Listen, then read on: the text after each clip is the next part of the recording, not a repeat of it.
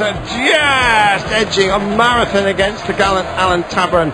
Ray van Barneveld we saw inching it and pinching it in the fifth leg, and still to come what promises to be a bare knuckle bust up between Wade and Anderson. What a night of darts, what a crowd, what an atmosphere, what a tournament.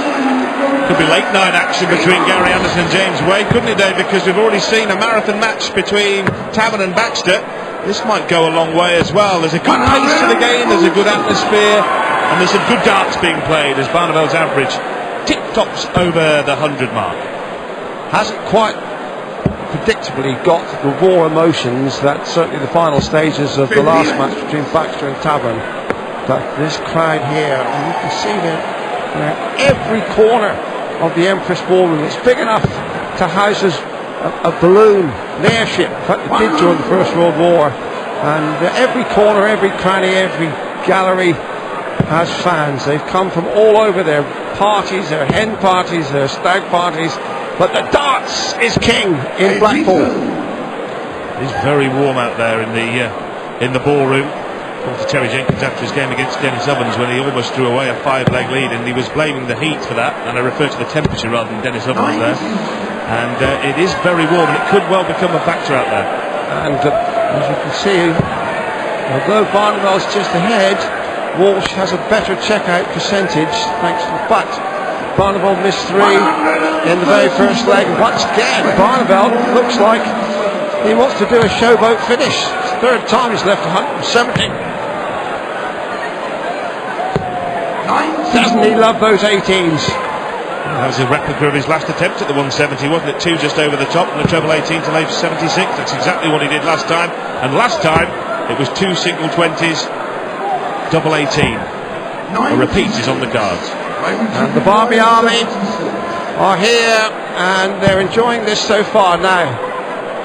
Big single double 18 once again. Once again the dart is true, the aim is accurate, and Barneveld stretches into a 2-leg advantage. Well, you can buy replica darts, and Raymond van Barneveld has just thrown 6 replica darts there. 20-20 treble 18 and a double 18 rather to finish it off. Replica stuff from Raymond van Barneveld. And an early problem here for Mark Walsh. Can't afford to allow Barneveld to stretch too much of a longer lead. Barneveld in the crowd, somebody masking their emotions. Yeah, I saw them selling those earlier. I was tempted to buy one, Dave, and pop in next door through the commentary box, but we do some Taylor ones as well, which are quite good as well. But it's Barneveld we're watching tonight. Taylor's in action tomorrow against Adrian Lewis in what should be a corking quarter-final.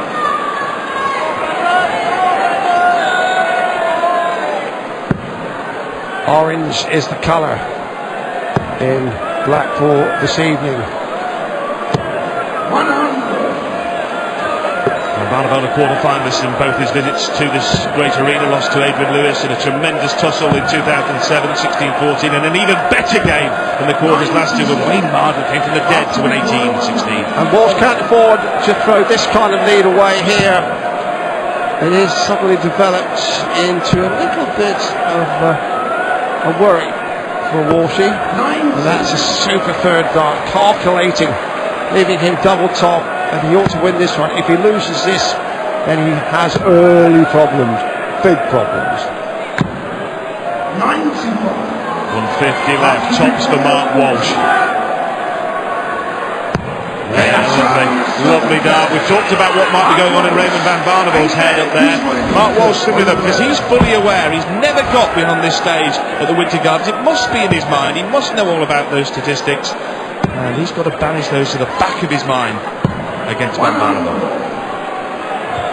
Barneveld averaging just a bit short of 198, and Walsh not far behind of 95. There are those averages in our caption, and that's going to help.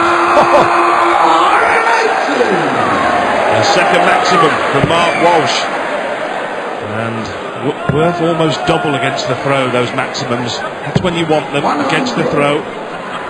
Put the pressure on Raymond van Barneveld, and he's effectively stolen the darts if he can wade in with a ton 40 here, Dave. That won't help though.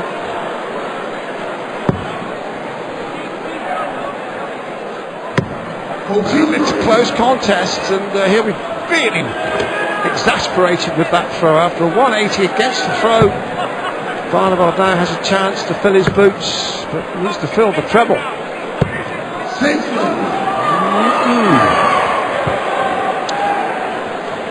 Barneveld pinched the final leg before the break at 3-2. He went 4-2 up. Walsh pegging back to 4-3, looking to restore parity, but he's had a couple of chances. Low scores from Barneveld, not punished by Mark Walsh, and he cannot afford to be slack. They both run into a brick wall scoring wise in this little patch. It really is quite beyond explanation. Both of them are scratching around like little old hens. This is better. That's not a hen, that's something to crow about. What a bizarre leg from Mark Walsh. 2 180s, 2 lots of bag of nails. It's left himself 58 though after 12 darts. Van Barneveld has left himself on 50, but this is a possible 14 darter for a break for Mark Walsh. Tops, he hit it last leg. Dragged it down, 10s. Yes, lovely stuff from Mark Walsh. A 15 dart kill, a vital kill, it's 4-4. There's 15 darts, and yet we thought a pair of them had gone into a real dip in form. But Barneveld was 3-2 up, was 4-2 up. And Walsh has come snarling back in his throat. It was an extraordinary leg of darts. He kicked off with a 180, 2 low scores followed by another 180, and then the checkout. There was some odds and ends in amongst all that. But he kicked off here with a 140, and Mark Walsh could be back in front for the first time since the third leg if he can hold throw. Yes, he's broken back, so they are absolutely on terms.